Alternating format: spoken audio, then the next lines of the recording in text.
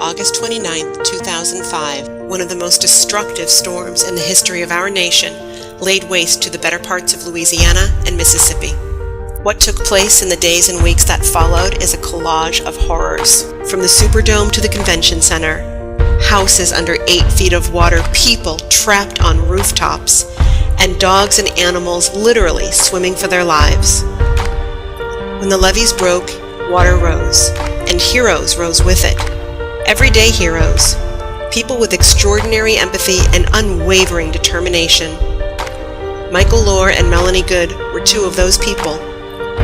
With a team of like-minded advocates working in nearly impossible circumstances, together we embarked upon an independent mission to save the animals and to help make a difference in any way we could.